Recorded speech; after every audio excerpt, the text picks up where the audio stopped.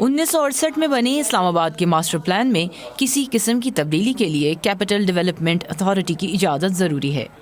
حکومت کے گو ورٹیکل فیصلے کے بعد شہر میں بلند عمارتوں سے متعلق قواعد و ضوابط طے کرنے کے لیے ایک کمیشن قائم کیا گیا جو اپنی تحقیق کے نتائج مرتب کر چکا ہے، جس کے مطابق ممکنہ زلزلے کے نقصانات سے بچنے کے لیے بلڈنگ کی 9 منزلہ حد مقرر کی گئی ہے، جبکہ تعمیر کے لیے مخصوص جگہوں کا تعین کیا گیا ہے۔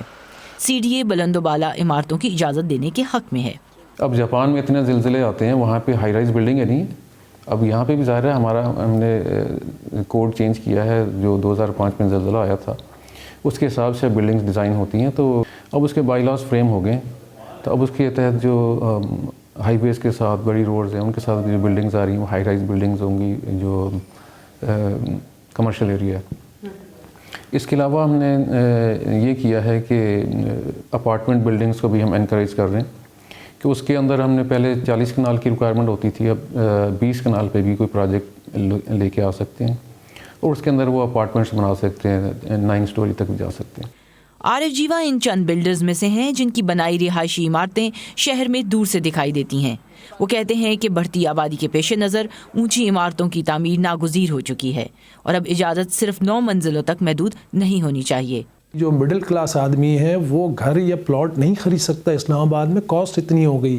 تو کاسٹ کٹنگ کے لیے، انوائرمنٹ کے لیے آپ کو ہائی رائز پہ جانا بہت ضروری ہے۔ دنیا میں اب اسکائی لائن پہ کام ہو رہا ہے، سب 30 سٹوری، 50 سٹوری، 100 سٹوریز تک چلے گئے۔ ہم آج تو بات کرتے ہیں 30-20 سٹوریز کی، کہ آپ اس تک تو کم از کم جائیں۔ اور جہاں تک بات ہوتی ہے کہ جی یہ ارتھ کوئک زون میں اسلام آباد آتا ہے، تو ارتھ کوئک کے لیے دنیا میں اس کے جو ہے وہ ڈیزائن موجود ہیں۔ اکتوبر 2005 کے تباہ کن زلزلے میں اسلام آباد کے مرگلا ٹاورز کی عمارت بھی گر گئی تھی، جس سے کئی رہائشی ہلاک ہو گئے تھے۔ جیولوجسٹ اسلام آباد کی زمینی ساخت کو بلند عمارات کے لیے اب بھی نامناسب سمجھتے ہیں۔ ان کے بقول پاکستان کا تعمیراتی معیار بھی بین الاقوامی سطح کے مطابق نہیں جو زلزلے کی شدت برداشت کر سکے۔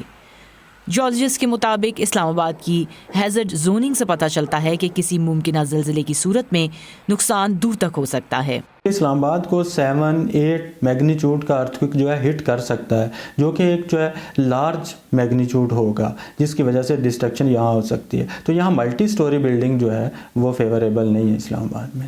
حکومت اور بلڈرز اس بات پر متفق ہیں کہ بڑھتی آبادی کے پیش نظر بلند عمارات کی تعمیر وقت کا تقاضا ہے۔ دوسری طرف جیولوجیکل ماہرین یہ کہتے ہیں کہ اسلام آباد کے ارد گرد چھوٹے شہر تعمیر کیے جانے چاہیے تاکہ کسی بھی ممکنہ قدرتی آفت سے بچا جا سکے۔ گیتی آرانیس، وائس آف امریکہ، اسلام آباد۔